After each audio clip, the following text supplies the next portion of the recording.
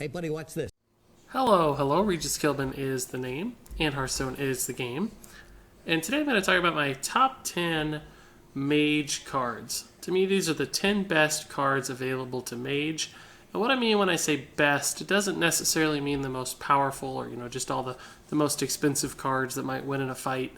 What I really mean is the cards that are the most played and the most regularly seen in the meta, and have had the biggest influence on Hearthstone in total. So, starting out with number 10, we're going to look at Flame Strike. This 7 mana area of effect spell, of course, is a nightmare for arena players everywhere.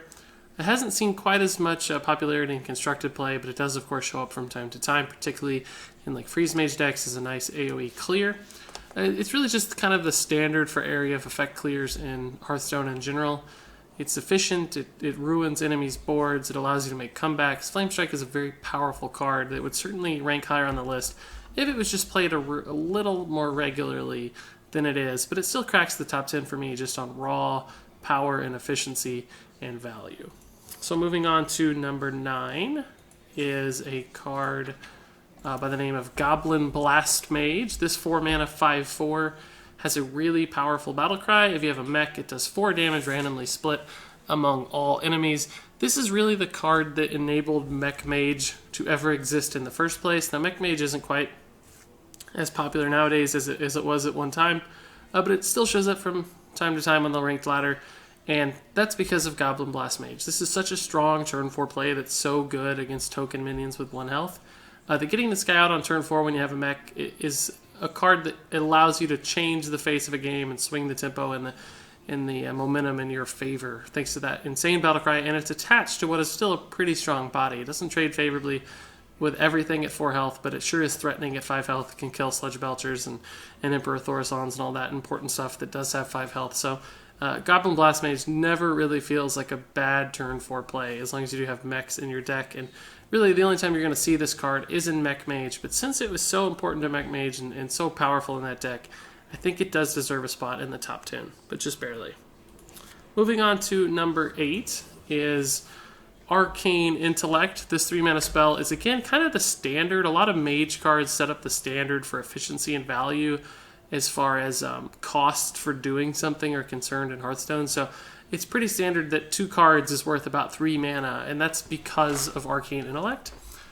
It shows up in so many different Mage decks just because it's such a nice, reliable card draw engine. You can refill your hand pretty cheaply and still have enough mana to do things left over on the same turn. So this is not going to win any awards for being flashy or exciting, but it's just such a powerful and potent and regular, consistent choice for mages that it certainly deserves a spot in the top 10.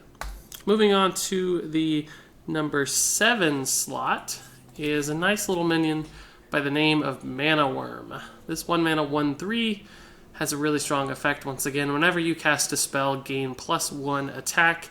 This card has shown up in so many different varieties of Mage, and it's just such a strong turn 1 play that has so many synergies with all the spells that Mage tends to run that it can fit into so many different kinds of decks. Most primarily, it's seen prominence in Tempo Mage style decks, but that's certainly not the only time it's shown up in Mage throughout history.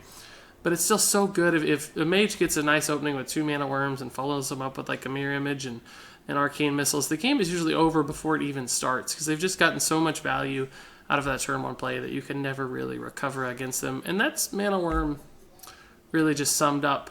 He's so strong on turn 1 that you just can't win if he succeeds and gets started off with a good start.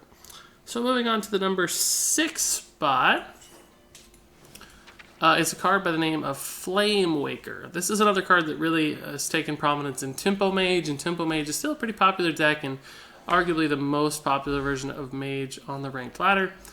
This guy is really the card that enabled that, his release on Blackrock Mountain.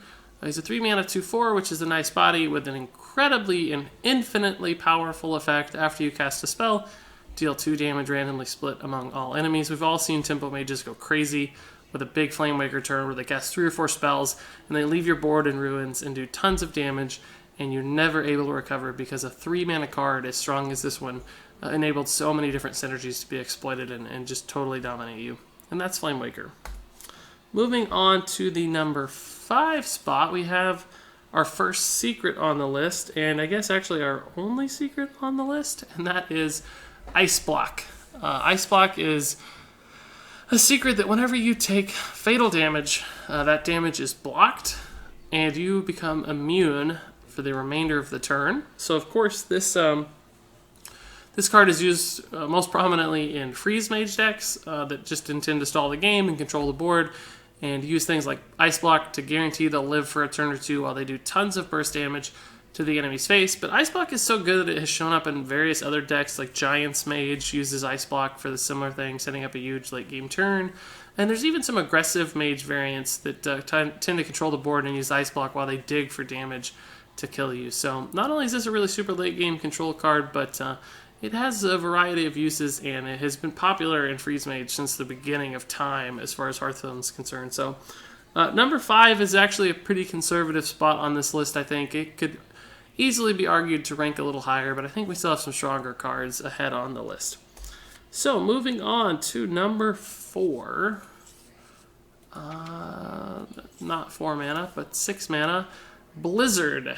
This is another area of effect card that really just defines what a good AoE looks like. 6 mana, it only does 2 damage to all enemy minions, but it also freezes them, which is incredibly powerful, of course, in freeze mage decks that need to stall the board. It's a deadly card in Arena as well, arguably just as good or maybe even a little bit better than Flame Strike on occasion in Arena. So not only does it get constructed play, it's also so prominent in Arena that I think that gives it a few bonus points on this list. Blizzard just shows up in so many different kinds of Mage, and it's such a reliable and powerful card that has a significant and direct visual impact on the game that it certainly ranks among the highest of all Mage cards. Number 3, moving on to the top 3.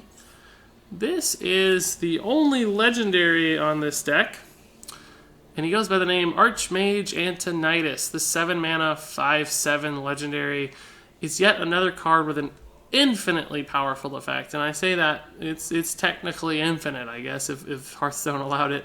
Whenever you cast a spell, you add a fireball spell to your hand. So of course, Archmage Antonidas gives you unlimited fireballs as long as he is alive. This card is again used very prominently in Freeze Mage, but that's certainly not the only kind of decks that tend to make room for Archmage Antonidas. He's just such a crazy high value card that you can stuff him in just about any deck that has spells and expect to get something good out of it, right? He's going to generate value, even if he's just a 5/7 minion for 7 mana. That's not too bad on its own. So even one fireball out of this guy is generally going to be worth it, making him just an insane influence. He's probably the most instantly killable card in Hearthstone. What I mean by that is there's no other minion in the game that when you put it on the board, your opponent absolutely has to find a way to deal with it that turn, or they know they'll lose the game. So Archmage Antonidas kind of has super taunt in that regard. Unless you're dead, you know they're going to be killing this guy. He's that good and that powerful. But he's not the best mage card. In fact, we have 2 more that I would argue are a little bit better and more significant in the history of Mage. The first of which is the 2 mana spell Frostbolt. This, again, is really just the default of how good a cheap spell can be. When you compare Frostbolt to other spells like a Quick Shot or a Dark Bomb for Warlocks, you can see just how powerful this is. Not only does it do the 3 damage for 2 mana, but it has a nice, in fact, incredibly powerful stall freeze effect built in as well.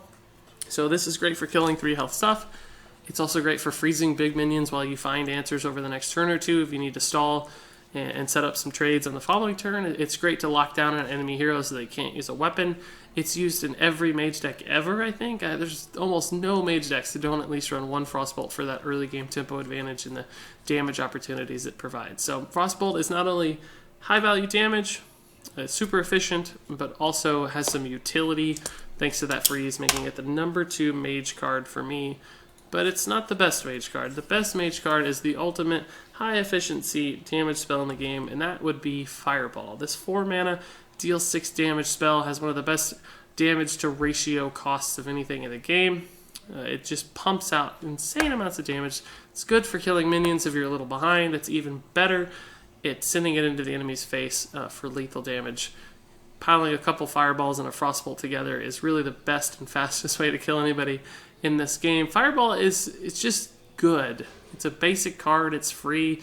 Almost everyone gets it as long as you level up your mage. It's just the perfect default high value card in Hearthstone.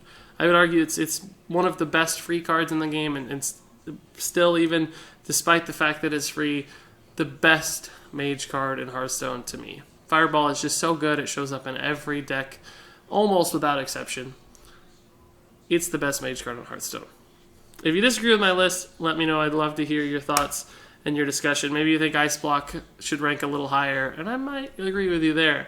But do leave a comment if you think I'm crazy or if you think I got the list exactly right. I'd love to hear your top 10 mage cards as well, so let me know. Enjoy the video. Always appreciate comments, likes, and subscriptions. Thanks so much for watching, and until next time, game on.